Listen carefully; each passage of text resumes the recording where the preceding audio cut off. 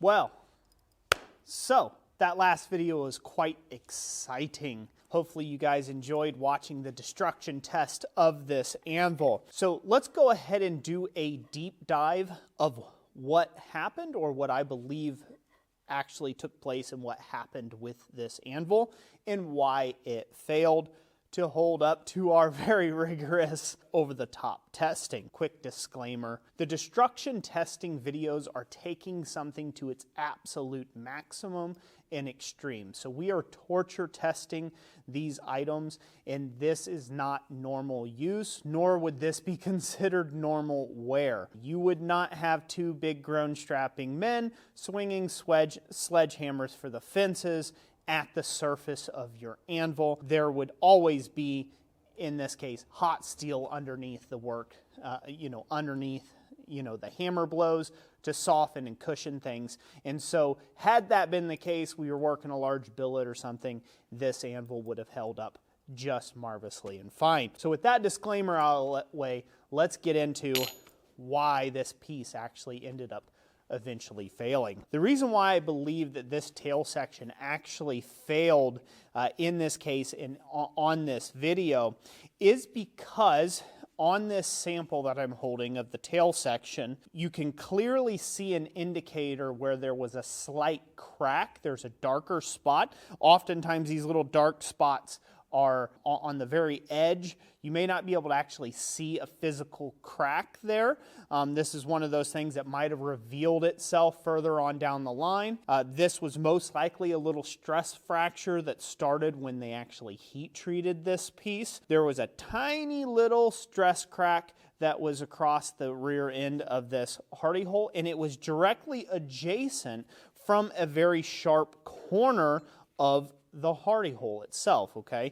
So what that did is, just like you would take and break something like stone, where you would score a line, and then when you whack on that line enough, eventually that stress riser propagates through the stone or the aggregate, and the stone pops apart. Just like in that case, steel will do the same thing, and especially hardened steel will do the same thing. So this is where it's very important to alleviate stress risers as much as you can in things like your hammers or your tooling that you're using to be struck by hammers or under power tools of any sort. You want to eliminate any sharp 90-degree corners in the piece.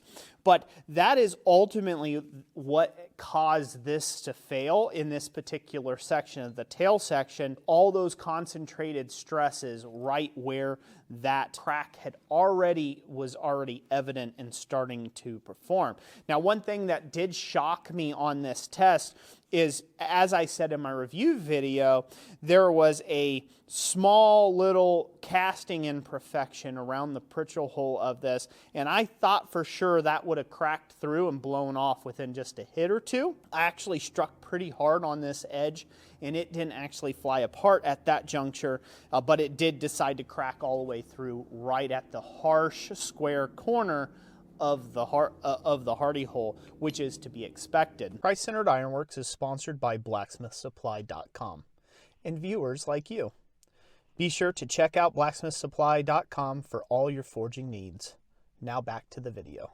Another deep dive thing to notice is the horn is unhardened, and it survived the best in this test out of all of the rest of the piece. It could easily be ground out. The horn would be no problems. I don't see any cracking or anything in the surface of the horn from where all the hammer blows were on the horn. I just see dents, basically, like you would expect if you're swinging a 6-pound and a 12-pound sledge at the horn with nothing on it. You would expect to pick up some dents here and there. So again, the horn held up great. The face, however, we're going to talk about the face for a second. Now, this is something that has happened on every single anvil that I have tested has suffered this same deformation, and it's also suffered some gentle, I don't know what you want to call it, some stress cracking around that deformation after that hammer blow has been made, or we'll just call it a hammer mark, right? That hammer mark is so deep and so strong and so hard at the hammer face that it causes the material underneath, the grain structure underneath, to move or compress. And like you can see in the sample, there is a layer, there's a surface layer that is hardened. Now this particular one is hardened to about 3/16 of an inch deep, maybe, you know, 1/8 in some areas. On the corners, it's a solid 1/4 of an inch of grain transformation in. Now you can see underneath that the material underneath is actually not hard, so it's not a through hardened anvil. And because of that, that material underneath gives way ever so slightly, just a little bit. It's not something you can put your thumb on and deform the anvil naturally or anything, right? But with a hard enough blow, we can move and compress that grain structure underneath this hardened layer. And that hardened layer is hardened. It's going to resist any sort of deformation. And so as it bends down and it can't compress anymore and it can't stretch anymore and it doesn't want to do those things anyhow because it's hard, it's going to end up cracking. So it's going to break through just like a little bit of ice. I'm pretty sure we have all experienced, if you live anywhere in the northern climates or if you've ever experienced snow, where you get like a little hard layer on top of the snow, like an icy crust, but underneath is still powdery. And if you step on it, it goes crunch and it pops right through and you get all this cracking around where you stepped into the snow at. Well, that is a perfect example of what's actually happening here, or so I believe. Feel free, for you engineering types out there, feel free to haggle that out down in the comment section down below. Please do it respectfully and do it with the element of helping other people to learn. If you know something different, if you're some sort of material scientist and you know better than I do, please, by all means, share your thoughts down in the the video comment section. Greatly appreciate it. Would love to hear from you. So moving on from the face and the spider cracking that we've got there and what I believe has caused that, we'll move over to the edges, right? I do have one area on the edge where it has cracked. It's cracked and the chip is, it's almost most certainly, if you were to hammer any more on it, it would fall out and it would be like a chipped off edge. Whereas further up the line, where I had a strike on the edge, there is no cracking around it whatsoever, and it's just kind of slightly deformed. That you can attribute to, again, this type of, this anvil being screaming hot, getting ready to be quenched, right? The anvil's face is getting ready to be quenched. Depending on how they chose to quench this anvil face, you are going to end up in an anvil, some softer little areas, some little harder areas, some thicker areas of that transformation of a hardened layer. But it's very hard to get an anvil completely hard all the way through because it's such a hulking mass of material. I think most anvil manufacturers probably struggle with this very thing of the interior material being a lot softer than the exterior material. Again,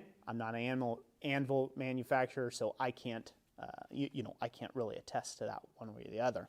I'm just looking at my results and the empirical evidence that I have sitting in front of me from this Vevor brand manufacturing. So what does that mean for Vevor?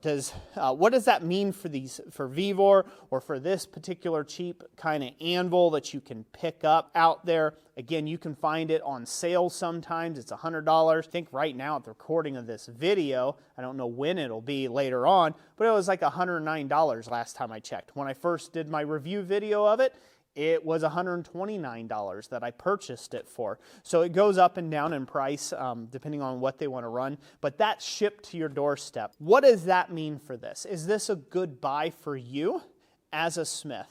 I personally believe, in my personal opinion, yes, it's a good buy for you as a smith. As I have said many a times before in all my other review videos on these cheaper anvils that you can get on Amazon and eBay and over on Vevor's website and all that good stuff, as I have said before, I wish that there was an anvil at this price point when I first started smithing.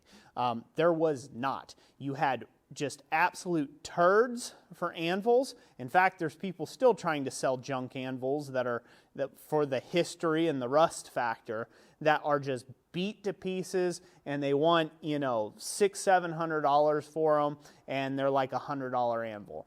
You know, they're a $100 anvil and they're like 100 pounds. They really are $1 a pound anvil. But back in the day when I first got into this, it was very much similar. You couldn't touch an anvil for under about $600. So to be able to get one shipped to your door, you don't even have to leave your shop or your easy chair in your living room, and you can have it to you next day with Prime, like $100. I mean, that is just, it's crazy how the world has changed, especially in the blacksmithing tooling department. So I really do believe under normal circumstances and normal use cases, this is going to be a really good anvil for someone out there, especially beginners. And it can also be a good anvil that you could take around with you to demonstrations or shows. So anyways, those are my thoughts. Let me know your thoughts. How do you think this anvil did versus how it didn't do? Drop your comments down in the comment section down below, and let me know. And also let me know what type of anvil you'd like to see Thomas and I test next. We'll throw them through the ringer. We'll throw them through the ringer and test them out, and really verify what the type of quality that they are. You might like all the rest of the videos we have on the channel around the Achayos and around the Doyle anvils and the Atlas knife and tool we tested and all these other smash tested anvils, and go check them out for comparison, and I hope you will. So that's it for today. God bless, and we'll catch you on the next one. Thanks for watching.